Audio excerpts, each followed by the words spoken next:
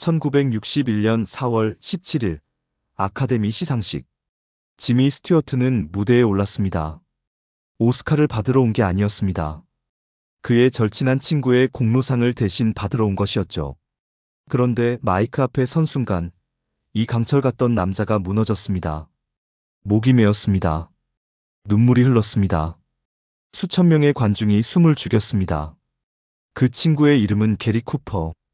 2개의 아카데미 나무주연상, 23년 연속 흥행 탑10, 할리우드 역사상 가장 완벽한 남자다운 남자로 불린 배우. 그런데 지미 스튜어트는 왜 무대에서 울었을까요? 그 이유는 바로 이것입니다. 지미 스튜어트가 무대에 오른 그날, 게리 쿠퍼는 침대 위에서 죽어가고 있었습니다. 전립선암이 폐와 뼈까지 전이된 상태로 공식 발표도 나오지 않은 상황에서 지미는 혼자 그 사실을 알고 있었습니다. 그래서 울었던 겁니다. 오늘 우리는 그의 진짜 이야기를 하려 합니다. 스크린 위의 영웅이 아닌 그 뒤에 숨어있던 진짜 게리 쿠퍼를. 사랑과 배신, 권력과 비겁함, 신앙과 죽음이 뒤얽힌 한 인간의 이야기. 지금 시작합니다. 1901년 5월 7일 미국 몬태나주 헬레나. 아이 하나가 태어났습니다. 이름은 프랭크 제임스 쿠퍼. 그의 아버지 찰스 쿠퍼는 영국 이민자 출신으로 나중에 몬태나 주 대법관까지 오른 인물이었습니다. 어머니 앨리스 역시 영국 출신. 프랭크는 태어나자마자 영국 신사의 피를 물려받았죠. 그런데 이 아이에게는 2개의 세계가 있었습니다. 하나는 아버지의 세계인 법정, 도서관, 클래식 음악, 영국식 교육. 그리고 또 하나는 몬테나의 광야. 아버지 찰스는 헬레나 외곽의 목장을 소유하고 있었습니다. 어린 프랭크는 거기서 말을 타고 소를 몰고 서부의 거친 자연 속에서 자랐습니다. 실제 카우보이들과 어울리며 말 타는 법을 배웠고 총 쏘는 법도 익혔죠. 그리고 그 경험이 훗날 스크린 위 게리 쿠퍼를 만들어냈습니다. 그런데 여기서 첫 번째 충격적인 사실. 프랭크는 10대 때 부모의 결정으로 영국으로 유학을 떠납니다. 영국 던스테이블에 있는 학교로. 우리가 알던 순수한 미국 서부 청년 게리 쿠퍼는 사실 영국식 교육을 받은 사람이었습니다. 나중에 할리우드는 이 사실을 철저히 숨겼습니다. 그가 팔 수 있는 이미지는 순수 아메리칸 카우보이였으니까요. 영국에서 돌아온 프랭크는 아이오와주 그리넬 대학에 입학합니다. 미술을 공부하며 만화가나 화가가 되길 꿈꿨습니다. 그런데 1924년 대학을 중퇴하고 로스앤젤레스로 향합니다. 배우가 되겠다는 꿈 따위는 없었습니다. 그냥 몬테나 출신의 무명 청년이 LA에 간 것뿐이었습니다. 그런데 돈이 떨어졌습니다. 신문사에 취직하려 했지만 실패. 전기 간판 세일즈맨도 해봤지만 실패. 사진관 홍보일도 해봤지만 역시 실패. 그러다 누군가 말했습니다. 말 탈 줄 알아? 그럼 영화 엑스트라 해봐. 1925년 프랭크 쿠퍼는 영화 스턴트 라이더이자 엑스트라로 할리우드 생활을 시작합니다. 하루 5달러짜리 일용직으로. 그리고 에이전트 한 명이 그에게 말했습니다. 프랭크는 너무 평범한 이름이야. 게리가 어때? 인디애나 주 게리 씨처럼 힘차고 미국적인 느낌이잖아. 그렇게 게리 쿠퍼가 탄생했습니다. 1926년 게리 쿠퍼에게 운명 같은 기회가 찾아옵니다. 서부 영화 바버라 워스의 승리, 촬영 현장. 주연 남자 배우가 갑자기 나타나지 않았습니다. 제작진은 발을 동동 굴렀죠. 그때 누군가 말했습니다. 저기 엑스트라 있잖아요. 키도 크고 잘생겼는데. 게리 쿠퍼는 그날 대사 없이 몇 장면만 찍었습니다.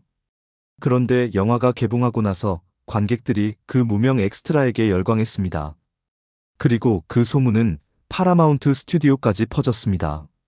그곳에서 기다리고 있던 건 클라라 보우, 1920년대 할리우드의 살아있는 전설. 영화 이스로 it거리라는 별명을 얻은 섹스 심볼. 당시 그녀는 스튜디오에서 가장 강력한 권력을 가진 여배우였습니다. 클라라는 파라마운트 촬영장에서 게리 쿠퍼를 처음 봤습니다. 그리고 그 자리에서 결정했습니다. 저 남자 내 영화에 넣어. 요청이 아니었습니다. 명령이었습니다. 그렇게 게리 쿠퍼는 클라라 보우의 영화 잇에 출연하게 됩니다. 그리고 그것은 출연만이 아니었죠. 두 사람은 세트장 밖에서도 만났습니다. 클라라 보우는 게리 쿠퍼를 사랑했고, 게리 쿠퍼는 그 사랑을 즐겼습니다. 그런데 이 관계에는 어두운 그림자가 있었습니다. 클라라 보우는 당시 정신적으로 매우 불안정한 상태였습니다. 할리우드의 잔혹한 스튜디오 시스템, 끊임없는 루머, 그리고 사생활 침해로 지쳐 있었죠.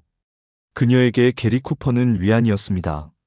하지만 게리 쿠퍼는 동시에 다른 여성을 만나고 있었습니다. 배우 안데르센 로울러와의 관계가 알려지면서 스튜디오는 서둘러 이 사실을 덮었습니다. 당시 할리우드에서 배우의 양성애나 동성 간 관계는 절대 공개될 수 없는 것이었으니까요. 그리고 클라라 보우와의 관계가 끝나갈 무렵 더 폭발적인 여성이 등장합니다. 루페 벨레스, 1929년 영화 더 울프송 촬영장. 멕시코 출신의 여배우 루페 벨레스는 폭발적인 에너지와 열정으로 유명했습니다. 그리고 게리 쿠퍼와 만나자마자 불꽃이 튀었습니다. 그런데 이 관계는 단순한 로맨스가 아니었습니다. 전쟁이었습니다. 루페는 감정 표현을 숨기지 않는 여성이었습니다. 기쁠 때는 하늘을 향해 소리쳤고, 화가 날 때는 물건을 던졌습니다. 아니, 던지는 걸로 부족했습니다. 한 번은 두 사람이 격렬하게 싸웠습니다. 그런데 루페가 부엌칼을 들었습니다. 그리고 게리 쿠퍼를 쫓기 시작했습니다. 할리우드의 가장 쿨한 남자로 불리던 게리 쿠퍼가 부엌칼을 피해 아파트 복도를 전력 질주했습니다. 언론은 이 장면을 주목했습니다. 타블로이드 신문들은 두 사람의 싸움을 연일 보도했죠. 2년 동안 이어진 이 관계는 결국 끝이 납니다. 게리 쿠퍼가 먼저 이 관계를 끊었습니다. 그런데 여기서 진짜 충격적인 이야기가 시작됩니다. 루페 벨레스는 1944년 스스로 세상을 떠났습니다. 임신 중이었습니다. 그리고 죽기 전 남긴 편지에서 아이 아버지에 대한 혼란스러운 진술을 남겼습니다. 당시 관계자들의 증언에 따르면 게리 쿠퍼는 루페의 임신 사실을 알고 있었다는 주장이 있습니다. 그가 루페에게 전화를 걸어 극도로 흥분한 상태로 위협적인 말을 했다는 증언도 있었습니다. 물론 이 모든 것은 공식적으로 확인되지 않았습니다. 하지만 이 의혹은 수십 년이 지난 지금까지도 사라지지 않고 있습니다. 스크린 위에서 정의로운 영웅을 연기하던 남자의 뒤편에는 이런 그림자가 드리워져 있었습니다. 1930년 게리 쿠퍼의 커리어는 완전히 꽃을 피웁니다. 마를렌느 디트리히와 함께한 모로코, 헬레나 헤이스와 함께한 무기여 잘 있거라, 그리고 할리우드를 대표하는 얼굴로 올라섭니다. 하지만 그의 사생활은 여전히 많은 여자들로 가득했습니다. 마를렌느 디트리히, 캐롤 롬바드, 게리 쿠퍼가 함께한 여성들의 목록은 할리우드 역사책 한 챕터를 채울 정도입니다. 그러다 1933년 모든 것을 바꿀 여성이 나타납니다. 베로니카 로키 발페, 뉴욕 상류사회 출신의 사교계 명사. 지적이고 세련되었으며 게리 쿠퍼와는 정반대의 세계에서 온 여성이었습니다. 그리고 그것이 게리에게는 매혹적이었죠. 1933년 12월 두 사람은 결혼합니다. 할리우드 언론은 열광했습니다. 서부의 영웅이 뉴욕 귀족을 만났다는 동화 같은 이야기. 스튜디오 홍보팀은 완벽한 커플 이미지를 만들어냈습니다. 그런데 결혼식 잉크가 마르기도 전에 게리 쿠퍼는 다시 예전의 습관으로 돌아갔습니다. 로키는 알고 있었습니다. 아내로 산다는 것이 무엇을 의미하는지. 게리 쿠퍼와의 결혼이 화려한 외면과 고통스러운 내면의 조합이라는 것을. 그래도 그녀는 버텼습니다. 1937년 딸 마리아가 태어납니다. 게리 쿠퍼는 딸을 깊이 사랑했습니다. 마리아는 그에게 있어 세상에서 가장 소중한 존재였습니다. 그리고 이 사실이 나중에 그의 가장 비겁한 선택을 만들어냅니다. 1941년 게리 쿠퍼는 요크 상사로 아카데미 나무주연상을 받습니다. 실화를 바탕으로 한 이 영화에서 그는 1차 세계대전의 전쟁 영웅 알빈 요크를 연기했습니다. 신앙과 양심 사이에서 갈등하다 결국 전장에서 영웅이 되는 이야기. 그의 가장 흥행한 영화, 아카데미 나무주연상. 하지만 현실의 게리 쿠퍼는 영화 속 알빈 요크와 달랐습니다. 같은 해 영화 누구를 위하여 종은 울리나 촬영 중 잉그리드 버그만과의 불륜이 시작됩니다. 로키는 이번에도 알았습니다. 이번에도 참았습니다. 그리고 1948년 결정적인 여성이 게리 쿠퍼의 삶에 들어옵니다. 1948년 영화 파운틴헤드 촬영장. 47살의 게리 쿠퍼, 21살의 신인 여배우 패트리샤 닐. 처음에 게리 쿠퍼는 패트리샤 닐을 탐탁지 않게 봤습니다. 감독에게 저 배우는 별로야, 다른 사람 써라고 했을 정도로. 하지만 촬영이 시작되고 며칠이 지나지 않아 게리 쿠퍼는 완전히 달라졌습니다. 패트리샤 닐은 이전의 여자들과 달랐습니다.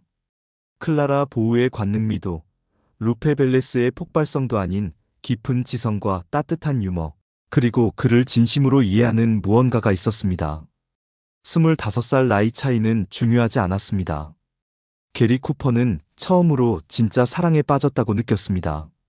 3년 동안 두 사람은 이중 생활을 했습니다. 지인들의 집에서 몰래 만났습니다. 함께 사진을 찍지 않았습니다. 게리의 아내 로키는 할리우드 사교계에서 완벽한 아내 역할을 계속했고, 게리는 낮에는 남편이었다가 밤에는 다른 사람이 되었습니다. 그리고 1950년 모든 것을 뒤흔드는 사건이 벌어집니다. 패트리샤 닐이 임신했습니다. 두 사람은 처음에 희망을 품었습니다. 이것이 계기가 되어 게리가 가정을 정리하고 나와 함께하지 않을까라는 생각. 하지만 게리 쿠퍼는 차갑게 현실을 계산했습니다. 당시 미국에서 혼외 자녀와 이혼은 배우의 경력을 완전히 끝낼 수 있었습니다. 아카데미 수상자, 할리우드의 간판 스타, 게리 쿠퍼라는 브랜드. 그리고 무엇보다 딸 말이야. 그는 결정했습니다. 패트리샤 닐에게 낙태를 요청했습니다. 1950년 미국에서 낙태는 불법이었습니다. 목숨을 걸어야 했습니다. 패트리샤 닐은 훗날 자서전에서 이날을 회고했습니다. 우리는 집으로 돌아오는 차 안에서 둘 다 울었습니다. 그것은 내 인생 최대의 후회입니다. 닐은 그 이후에도 게리 쿠퍼와의 관계를 끊지 못했습니다. 그러나 1951년 모든 것이 드러났습니다. 로키는 알아버렸습니다. 그냥 소문이 아닌 확실한 증거로. 로키 쿠퍼는 패트리샤 닐에게 전보를 보냈습니다. 내용은 짧고 잔인했습니다. 내 남편에게서 손을 떼세요. 이 전보가 언론에 흘러나갔습니다. 패트리샤 닐은 하루아침에 가정 파괴범이 되었습니다. 스튜디오 계약이 위협받았습니다. 1950년대 할리우드에서 그 낙인은 치명적이었습니다. 그리고 게리 쿠퍼는요? 겉으로는 여전히 완벽한 가장이었습니다. 공개석상에서 아내와 함께 등장했습니다. 언론 앞에서 가족을 사랑하는 남편이었습니다. 딸 마리아는 어린 나이에 이미 패트리샤 닐을 알고 있었습니다. 훗날 전해지는 이야기에 따르면 마리아는 패트리샤 닐을 공개적으로 마주쳤을 때 그녀 앞에 침을 뱉었다고 합니다. 이 이야기는 단순한 불륜 스캔들이 아니었습니다. 스크린 위에서는 모든 이의 안녕을 위해 싸우는 영웅이었지만 스크린 아래서는 자신의 커리어와 사회적 지위를 위해 한 여성이 불법 시술대 위에 오르게 한 남자. 그 모순이 게리 쿠퍼라는 인물의 본질이었습니다. 1947년 10월 워싱턴 DC 미국 하원 비미활동위원회 HUAC 공산주의자를 색출하겠다는 명목으로 할리우드 관계자들을 소환하기 시작한 그 악명 높은 기관.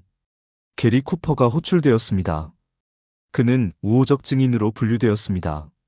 즉, 위원회에 협조할 의향이 있는 사람. 마이크 앞에 앉은 게리 쿠퍼는 우리가 스크린에서 보던 그 강직하고 과묵한 영웅의 모습이었습니다. 기자들이 카메라를 들이댔습니다. 전국이 주목했습니다. 그리고 그는 증언했습니다. 공산주의적 색채가 담긴 대본을 거절한 적이 있다고 말했습니다. 할리우드에 공산주의 사상이 침투해 있다는 인상을 받은 적이 있다고도 했습니다. 그는 구체적으로 이름을 지목하지는 않았습니다. 그래서 오랫동안 이름을 팔지 않았다는 평가를 받았습니다. 하지만 역사의 아이러니를 보십시오. 게리 쿠퍼가 HUAC의 우호적 증인으로 출석했을 때 그것 자체가 위원회에 정당성을 부여했습니다. 할리우드 최고의 스타가 협조했다는 것은 그것만으로도 수십 명의 동료들을 무너뜨리는 데 기여한 것이었습니다. 그리고 더 아이러니한 건 이겁니다. 게리 쿠퍼가 HUAC에서 나는 공산주의적 대본을 거절했다고 증언한 바로 그 시기, 그의 대표작들은 오늘날 기준으로 보면 오히려 진보적인 메시지를 담고 있었습니다. 프랭크 카프라 감독의 존도, 대공황 속에서 가난한 사람들의 편에 서는 남자의 이야기, 이웃에게 친절을 베풀자는 운동을 시작하는 이야기. 그 당시 기준으로는 충분히 좌파적이라는 소리를 들을 수 있는 영화였습니다. 하지만 게리 쿠퍼는 HUAC 앞에서 자신을 반공주의자로 포지셔닝했습니다. 그것은 그의 커리어와 이미지를 지키기 위한 선택이었습니다.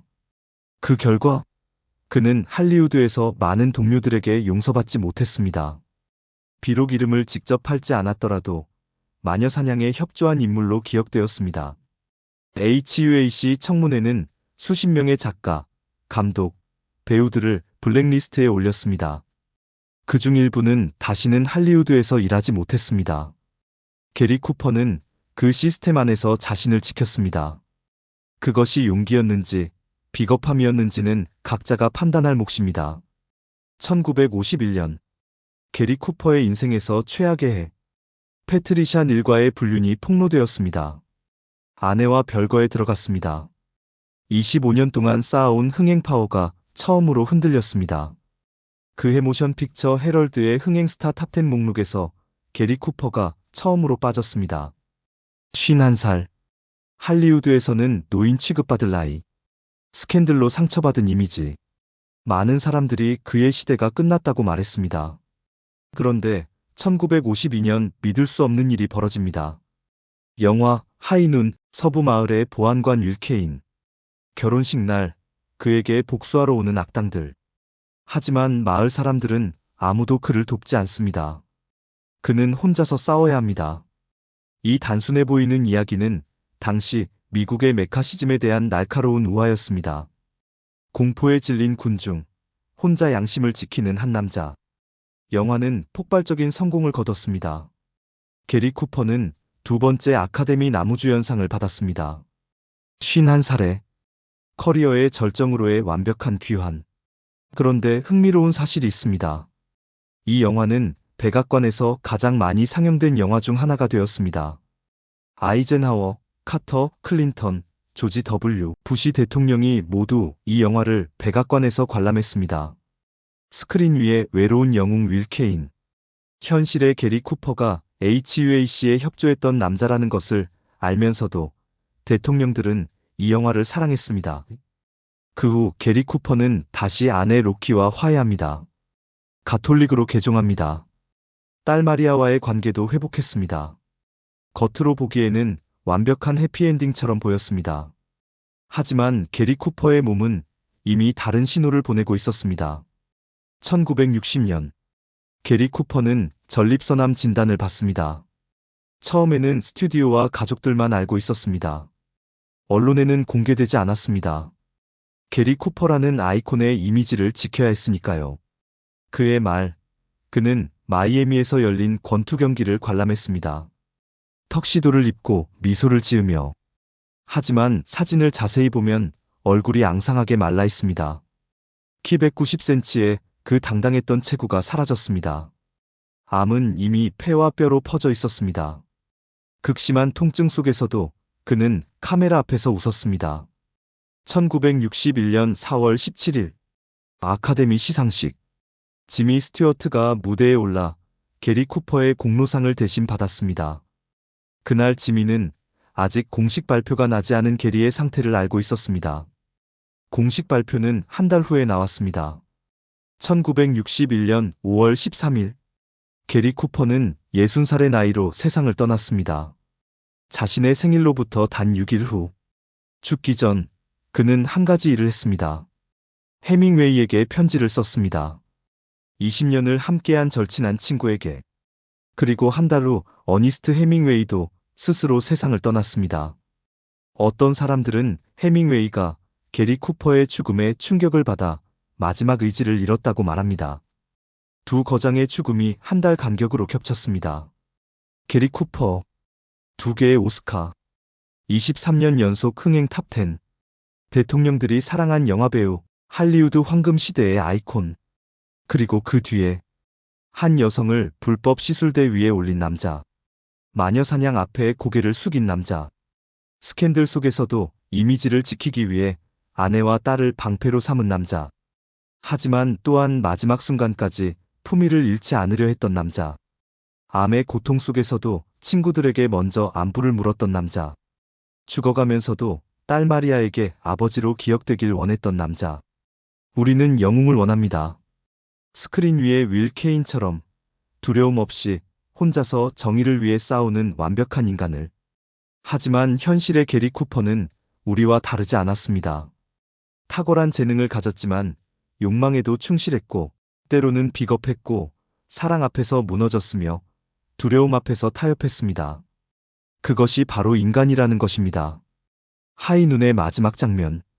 윌 케인은 마을 사람들에게 도움받지 못하고 홀로 악당들을 물리칩니다. 그리고 보안관 배지를 먼지 속에 던져버립니다. 그건 영화 속 이야기입니다. 현실의 게리 쿠퍼는 자신의 배지를 끝까지 가슴에 달고 있었습니다. 그 배지의 이름은 게리 쿠퍼. 세상이 기대하는 이미지. 죽는 그 순간까지. 그리고 1961년 5월 13일 그 배지도 함께 땅에 묻혔습니다. 지금까지 영화 배우 게리 쿠퍼의 이야기였습니다. 시청해주셔서 감사드립니다.